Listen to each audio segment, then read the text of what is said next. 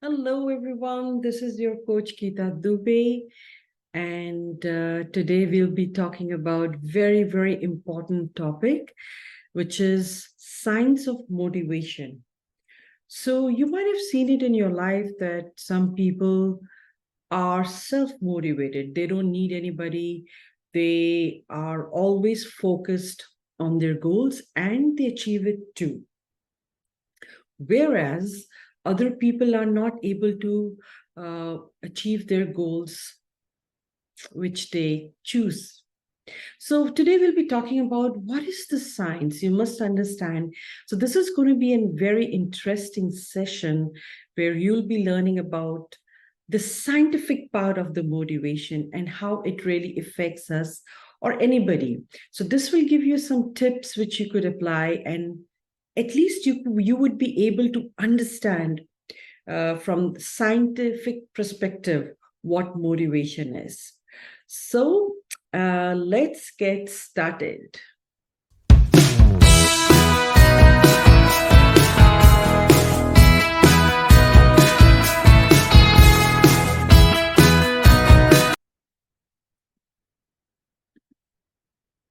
Now, to understand motivation, let's see what it is exactly. So motivation is typically defined as the forces that account for the arousal, selection, direction, and continuation of your behavior. So it's clearly saying once you are motivated about any goal, aim, or purpose you are looking forward of doing, it is an arousal selection. So you already know that what all steps you would be taking to accomplish it. So basically, you already your mind, or we can call it as a mindset, has already triggered all the components in your brains that it's working towards understanding that, okay, this is, I have to do steps, how do I have to behave, and how do have to take various components in continuation, correct, to achieve that particular goal. So organisms tend to repeat actions that are reinforced and the behavior that can be shaped in by reinforcement. So this is another very basic understanding of how you can keep yourself motivated. So it's basically comes out from the law of repetition. So when you keep repeating something again and again and again and again, and as we all say, practice makes the man perfect, this is what it is talking about. So you keep reinforcing what you're doing, so that keeps you motivated to, or propels you to move forward. There is an element of inertia in people in motivation, in that motivated people who are tend to be confident and persistent are easy to keep motivated, and but the unmotivated people tend to resist accepting new information or revising their thinking, which may make it more difficult for them to become motivated. So this is clearly showing a distinction between a motivated person and somebody who's not motivated. So with the motivated people, you would always find they're very confident, they're very persistent, they'll keep on doing it even though face some failures, correct? So this is how they present themselves. But whereas if you see an unmotivated person, they would have a tendency to resist any new thing, whether it's a new idea, new people, new job, career. They're very resistant to try something new. They would have very difficult time even to comprehend that they would be doing that. So these are the two major distinctions between somebody who's highly motivated, also exudes a lot of confidence, and somebody who is undermotivated or unmotivated. They have very low self-confidence. So what are the types of motivations, basically? So there are two primary motivations, which are known as intrinsically motivated, and the other one is extrinsically motivated. So let's talk about intrinsically. A person who's intrinsically motivated undertakes an activity for its own sake, for the enjoyment it provides and learning it permits, or the feelings accomplishment it evokes. So person who is self-motivated, which is what we call it, it's intrinsic, it's within you. So they would find that anything they task they take upon, they are self-motivating themselves, and the enjoyment, the accomplishment, or the feeling of um, uh, achieving it is very intrinsic. They don't have to look outside for anything. So they know they'll be completing this whole task. Like, let's say if somebody undertakes a task for 90 days, right? And they complete in those 90 days, because those 90 days, their mind would not waver anywhere else. They would be so sharply focused on achieving that task, and that will give them a lot of enjoyment. So they know they're going to do it. They know they're going to perform it. They know whatever it takes to achieve that task, they'll be super focused on that. Now, whereas the second type of motivation, which is an intrinsically motivated person, performs in order to obtain some reward, avoid some punishment external to the activity itself, such as grades, stickers, teacher approvals, promotions, right?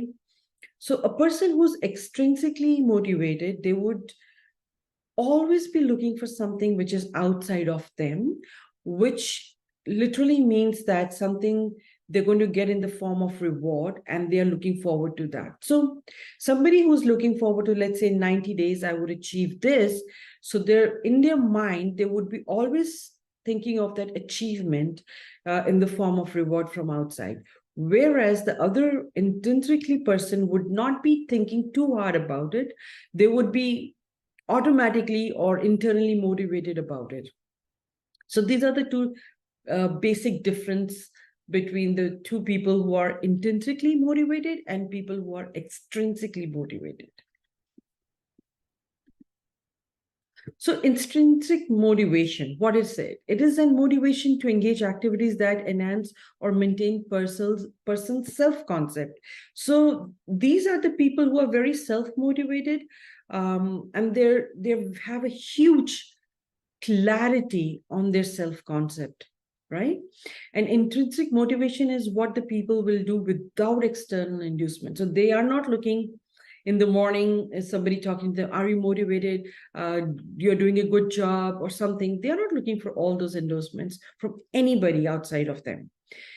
And also, intrinsically motivating activities are those in which people are engaged with no reward other than the interest and the enjoyment that accompanies them. That's it. It's a very simple, plain motivation where there is no external, any inputs of whatsoever. The factors that promote intrinsic motivation would be challenge. People are best motivated when they are working toward a personally meaningful goals, whose attainment requires activity at a continuously optimal intermediate level of difficulty. So they are continuously improving themselves, and this is how they like to achieve their goals, and they're meaningful. They're personal goals for them. Set personally meaningful goals, which is very important. Second one we talk about is make attainment of goals probable but not uncertain. So you need to make some realistic steps to achieve your goals. Given in progress performance feedback, yes, you should be continuously giving feedbacks, or you should be checking your progress. Relate goals to the learner's self-esteem. So this is very important, as we all talk about self-esteem is a very important, yet it's an internal part of you, but it is related to so many things you do in your life. What is an extrinsic motivation?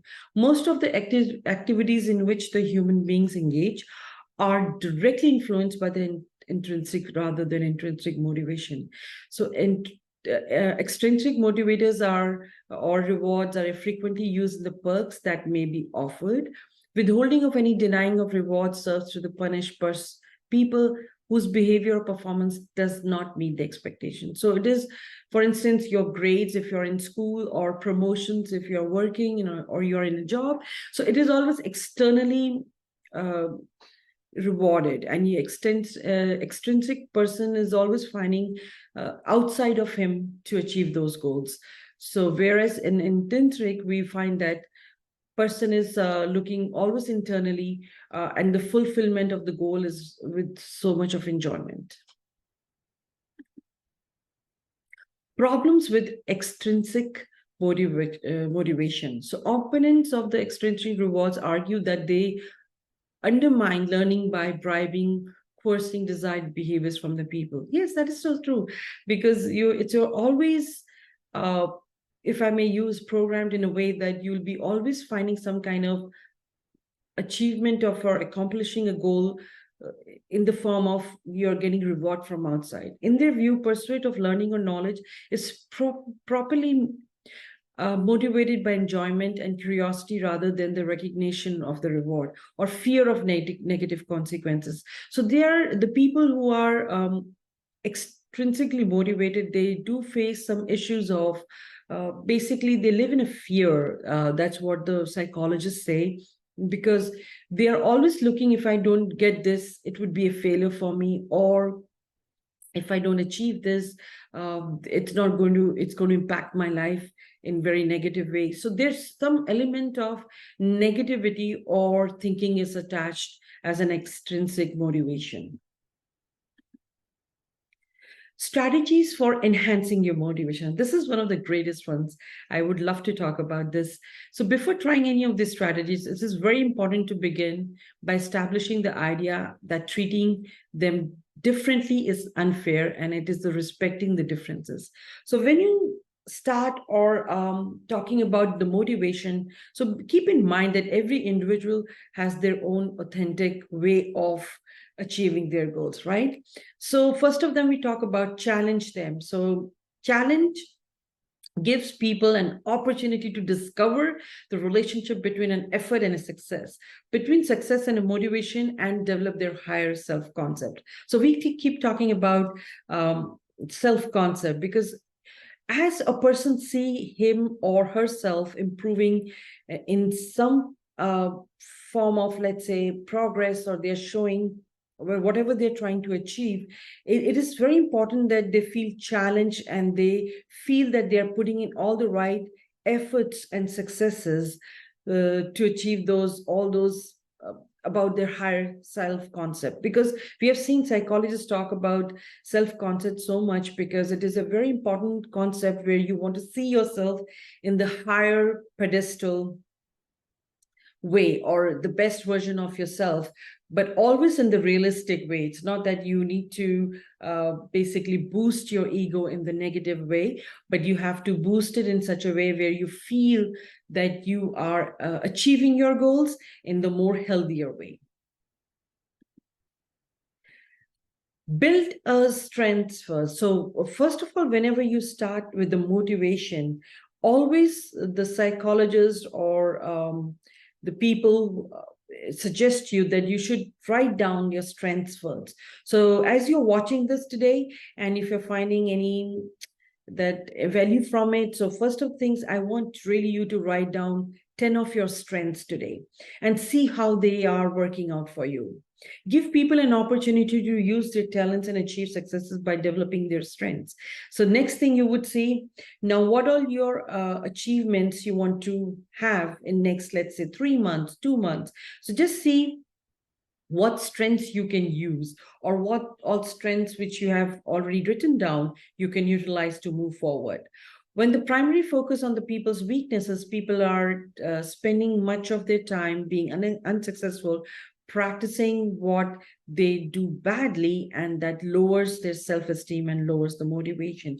So what people are usually doing these days, we might have seen it in so many in my clients and in so many people I coach, they're always focusing on their things which are not working out for them in majority of the days.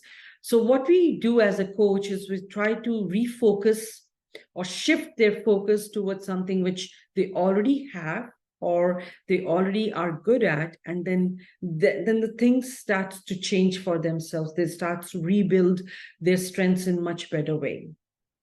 Failure is very unmotivating. Success is motivating. Of course, we all know that. Failure is not. It's not something you want to have it every single day, or you want to face it single day. But on the other hand, success is very motivating. But moving towards success and also embracing failure is very important in the most healthy way is also required. So in continuations, as we are talking about the strategies for enhancing motivations, offer choices. So a lot of people are, when they are failing or when they're feeling challenged in something, usually we have seen that they are not able to develop the right choices around it. So they are not able to take the right decisions, right? So offering choices develops ownership. So once they pinpoint that what is needs to be done, once the decision has been made, they are more confident about it.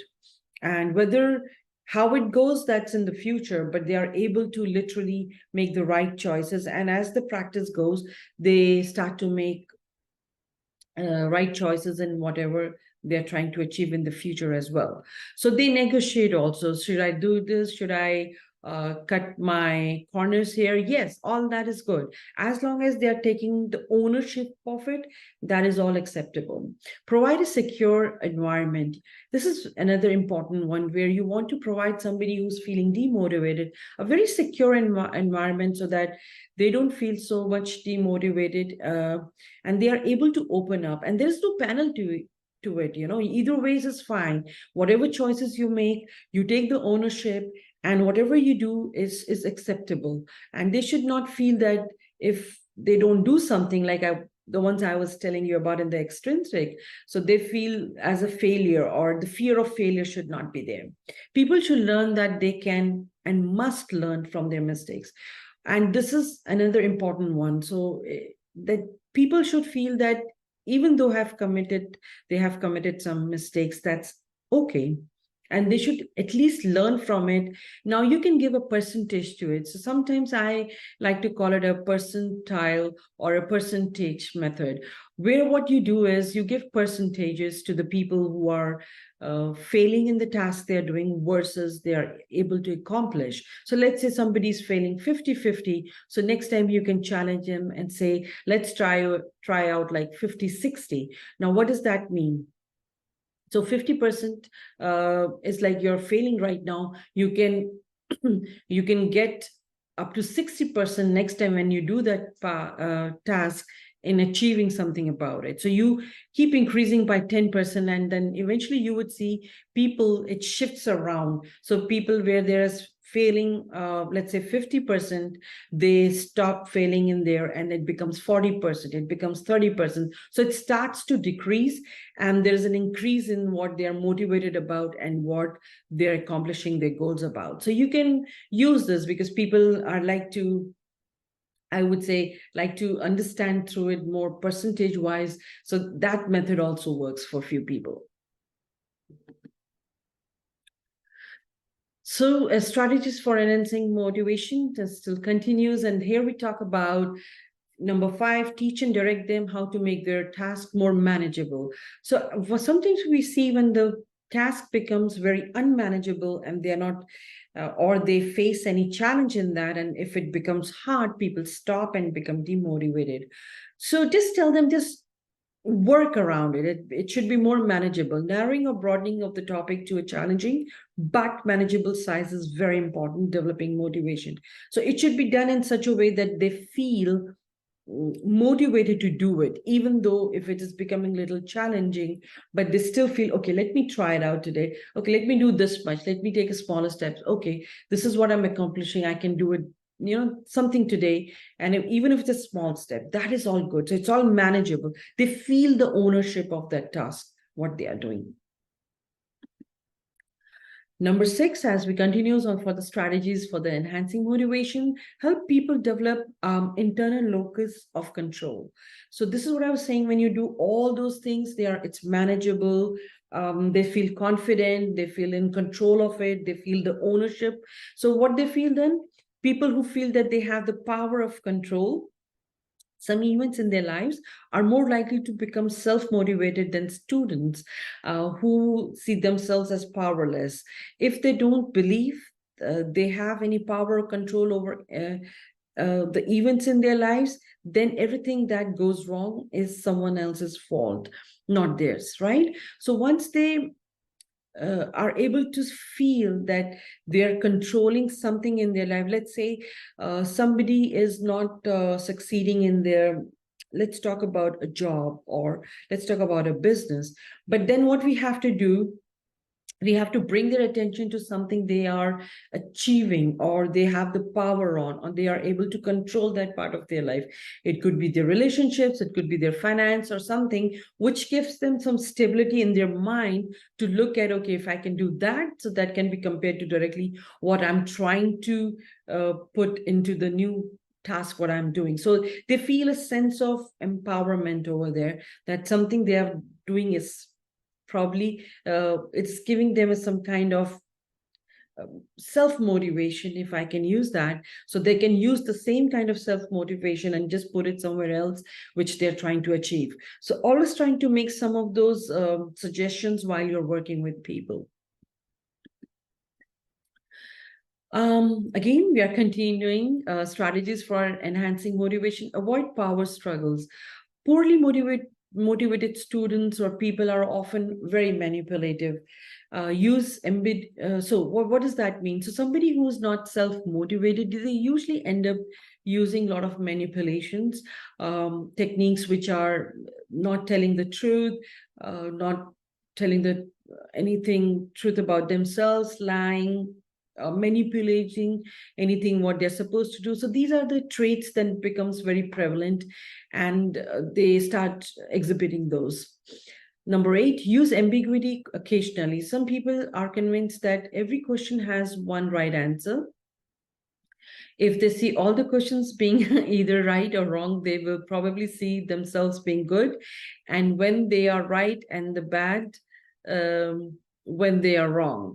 So this is important as well, because sometimes ambiguity is good, a little bit of, because that's how your critical thinking develops. So it has to be shown to them that you can always not do it in this way where every answer has either wrong solution to it or every answer has right solution to it. So there has to be some concrete evidence of what you are doing, and you should be able to stick to that, right?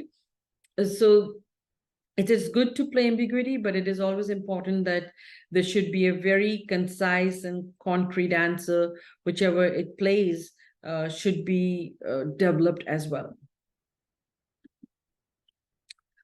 So strategies for enhancing motivation, still we are continuing. So there's so much to it, cover it, right? But we have to pick few of them today. And I hope this is it's interesting for you all. The way it is, it's so much interesting for me. Understanding the science behind it makes it so much easier to get hold of, because we are always operating from our logical minds, right? Offer and open-ended activities to develop creativity. So you can always offer them to develop some kind of creativity. There might be something which they are not focusing on it right now. Give them opportunities and strategies to develop their creativity. Always give something. Like once you know that you're somebody you're working with or coaching on has something which they are not practicing as a daily activity, I talk a lot about it. You can always give them some encouragement to do it.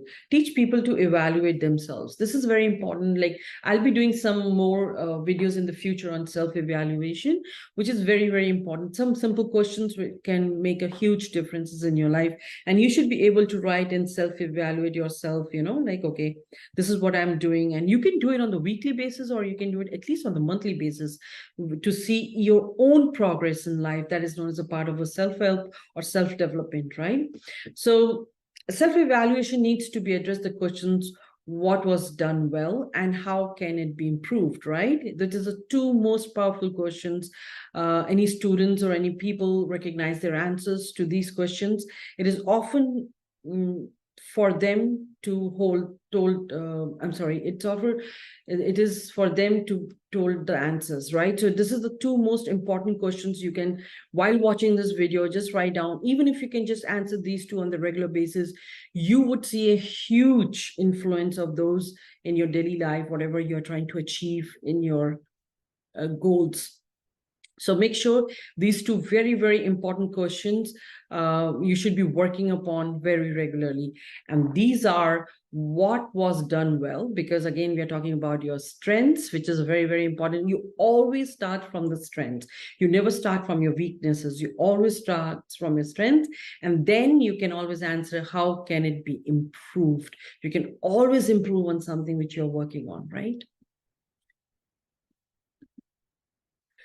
So I hope you all enjoyed this session. I'm very passionate about talking the scientific part of how all these emotions they play, and how you can use them in your favor for the future learnings, and always they help you a lot.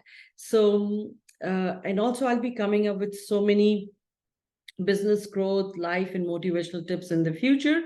So with this, please subscribe and press the like button, my YouTube channel, and press the bell icon to get more notifications. You can always reach me out on my website, which is www.geetadube.com. And I hope you all have a wonderful day, and I shall see you in our next video.